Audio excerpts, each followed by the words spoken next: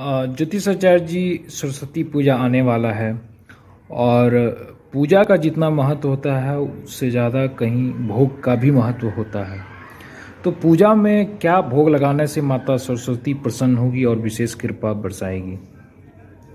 हर हर महादेव, जय बाबा विद्यनाथ।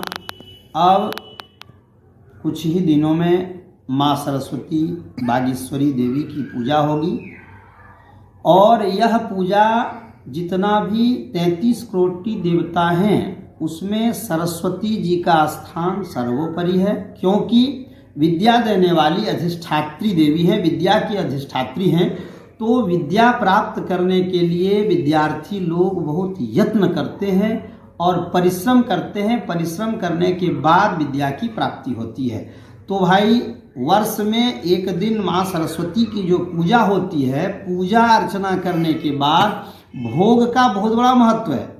यदि आप जिन देवताओं का जो रुचि है, रुचि के हिसाब से यदि आप भोग लगाते हैं तो आपको फलदायी होता है।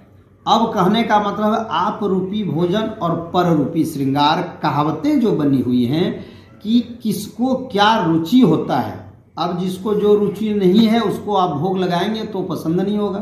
तो भोजन रुचि के हिसाब होना चाहिए। तो माँ सरस्वती का जो भोग लगेगा उनका रुचि क्या है, और रुचि से भोग यदि लगाते हैं तो वह देवता ग्राह्य होगा और उसका सीधा असर आपके ऊपर पड़ेगा, आपको फल मिलेगा।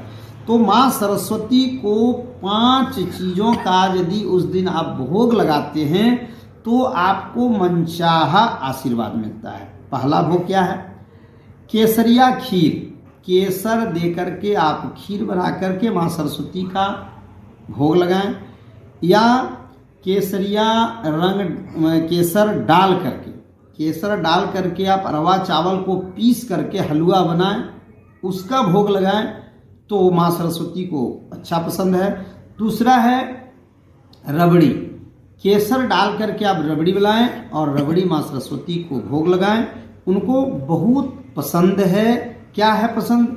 चने दाल का यदि आप हलवा बनाते हैं उसमें थोड़ा सा केसर डाल करके, यानी जो भी भोग हो केसर युक्त लगाने से माँ सरस्वती की विशेष कृपा होती है।